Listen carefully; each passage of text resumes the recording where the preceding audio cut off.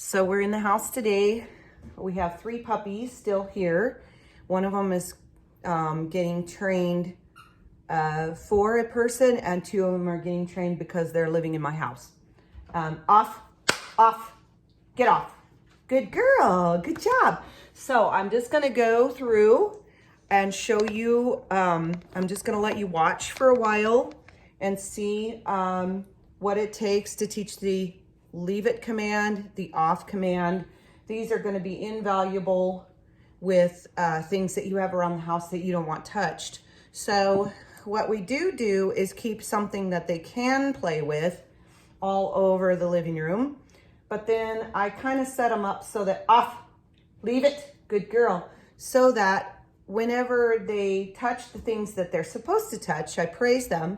When they touch the things they're not supposed to touch because they're babies and they're going to do that, then I teach them that that's not acceptable. So we've got them getting in the baby's toys. Leave it. Good boy, Finn.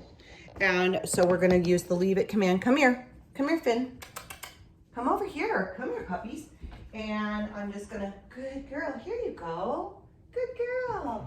Give them what they can have and not let them have what they can't have.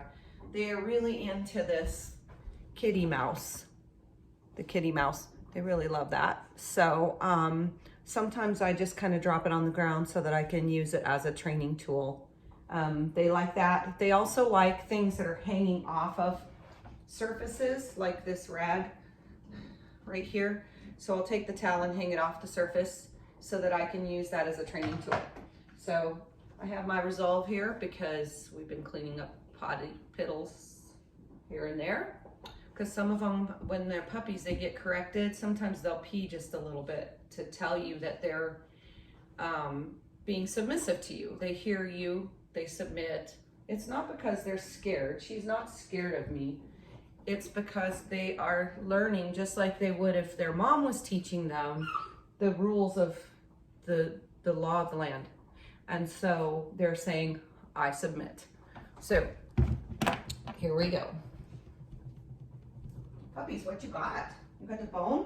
Oh, good puppies. You're playing with the bone. There's a good puppy. Breezy, go. Puppy, go. Look at this. There's a mouse. Leave it. Good girl. Good girl, but you can play with this. There. Good job. Good girl. No, puppy, no. Go. Go. Okay, so my seasons dogs, they know the point and the go right away. They've been seasoned. But the puppies don't know. They don't know what the point means. It's English and they speak puppy. So what we want to do is, what I try to do is put the pointing, the hand signals, gestures together, incorporate them in with the verbal command so that maybe sometime when I'm talking to somebody, a neighbor or something, and they're doing something they're not supposed to do, I can just point to them and they know exactly what I'm saying. I don't need to interrupt my language with my neighbor to correct my dog. So good puppies. They're playing with the bone right now and they're all being really good. So we're going to put the mouse into, give them a little bit of temptation, throw the mouse into it. Breezy, go. Go. Go lay down. Go. Lay down right there. Stay. Okay. Puppies. Leave it. Leave it. Good boy. Good boy. We're going to give him the bone. Good boy, Finn. Good job. And they're not necessarily just going to leave it automatically. They don't know. I mean, he does kind of know because he's been doing leave it for a long time now. But as puppies, they don't have as good of tenacity to, or it's too tempting for them, so it's hard for them to stay away from it, and they'll go back to it. But you can use the leave it command when you're in the kitchen washing dishes. You see them dragging something around they're not supposed to have in the house, and so like this is another way you can set them up. You take this towel and you start pulling it across here like this. Leave it. Good girl. Good job. So we we tempt them with it, like this. Leave it, leave it. Ah, okay, now if you come across this where they're not, oh good boy, where they're not leaving it, say they get it in their mouth and they're not letting go of it, then you can take their nose right here and just kind of pry it a little bit and say leave it. You apply a little bit of pressure and then you say leave it. Not a hurtful pressure, just a little pressure so that they know that you mean business.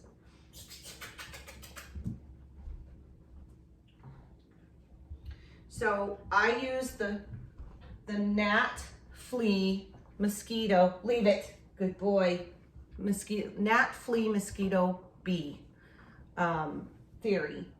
Gnat meaning they barely feel it. Flea means it bites just a tiny bit, but they just itch it off. Mosquito stings a little more and they itch it for a little longer. And then a bee is a whack. Not on them personally, but it's going to feel like a whack. Just like mom, if she was growling, that's like going to be your harshest treatment for disobedience. So, and that is used, for me, that is used after they already know the command and they're disobeying. So we don't want to use it when they're just learning. We call it learning because they don't know already. It's not their fault. Once they do know and they've shown that they've understood it before, then the mosquito and bee come into play when they're just being defiant or disobedient. And sometimes that will happen, like biting.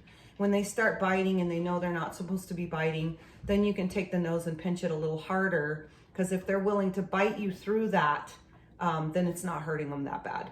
So what I usually do is, they're doing really good right now, so I'm gonna praise them. Good puppies, you're playing with your toys. Oh, you're just being so good. And you know, puppies need to bite and they need to play. And so it's not fair to tell them not to do anything. So you give them something that they can play with rather than the things that they can't. And we're gonna still leave it where it goes, because like a child, they need to just learn not to touch it. And if you're a type of person that says, well, you should just pick up everything out of their reach, I don't work like that. I live in my house and I like my things being down, and my puppies are expected to not destroy them. So I have 3 puppies in here in this house and they have not destroyed one thing. Now I do keep a close eye on them, especially at the beginning when I'm teaching them, because they don't know not to destroy stuff. But once they do know, I expect them to obey me. So that's why I have dogs that don't tear up my house. I expect them not to. And there's ways of rewarding them that makes them want to obey. So, and it might seem a little ridiculous at first, but it works. And so there's all kinds of training out there. Somebody's gonna say they know better. That's okay. I'm just giving for those people that are just like, I don't know what to do with my dog. It's being so naughty. Leave it. Good girl. Now notice that my voice commands change. When I mean business, I mean business. I don't go, leave it, Marley. Marley, leave it alone. Because that voice tells Marley, look, that I want her to come to me. Yes, Marley, you're such a good girl and I love you so much. Yeah. And that's, so my voice, your intonation with your voice needs to raise and lower. The raising, just like with a child, when you're happy, your voice is high, and when you're angry, you might be growling a little bit. So I'm gonna set them up again. They really like to chew the brushes. I'm gonna put this brush on the floor. Leave it, leave it.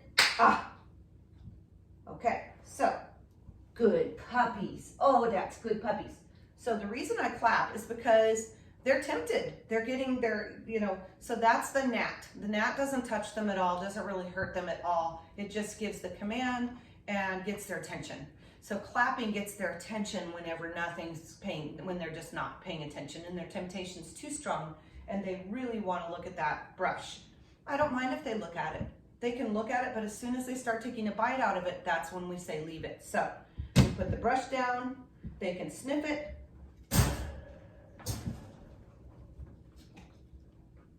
Ah, leave it. Good girl, good job. That's my girl. And notice that she, not only does she stop, she stops and retracts. She lays back. That's telling me, I submit. I submit, I understand. So that's really a thing to be praiseworthy. So they should get praised for that. Yep. And Marley should get praised because she didn't even try to touch it because she knew I was setting her up.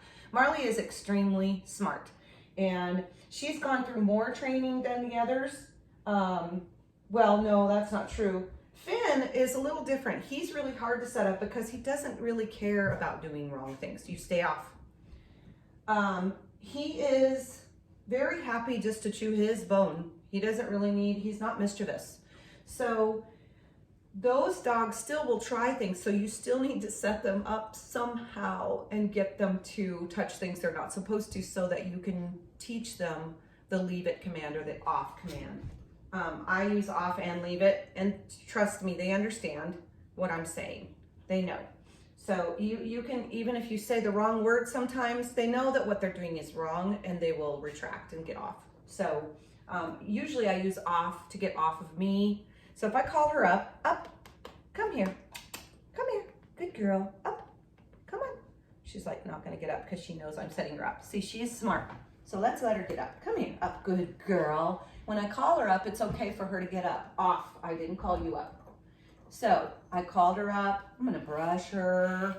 I'm gonna love on her. Good job, Marley. Okay, and then I'm gonna say off. Off, Marley. Off.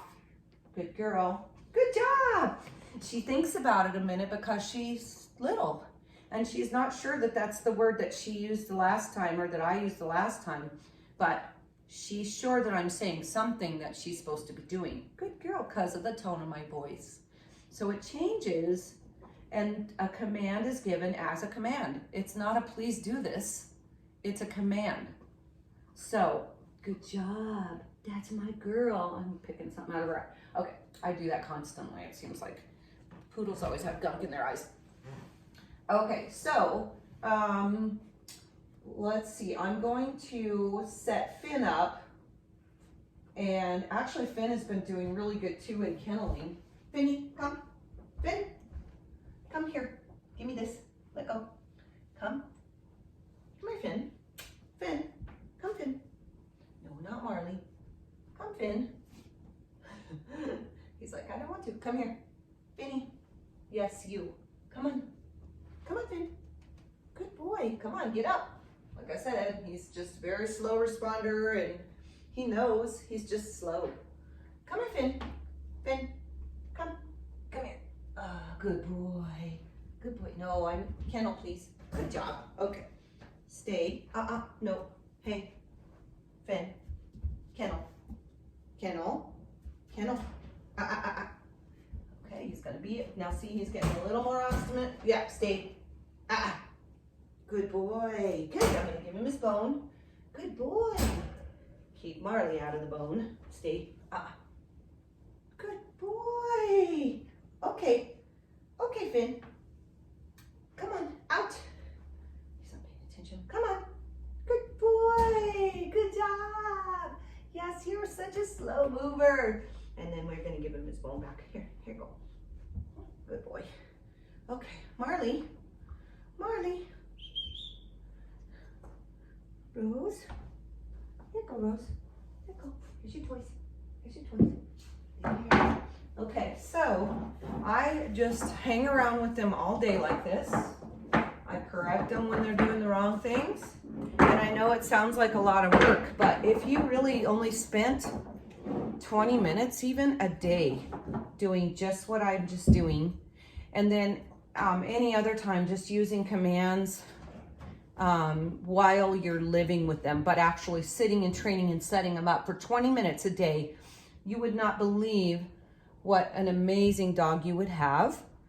And you would not have to yell at them when they're adults because they would already know what's expected of them. Train them up this way when they're little, when you can catch them They can't run away from you.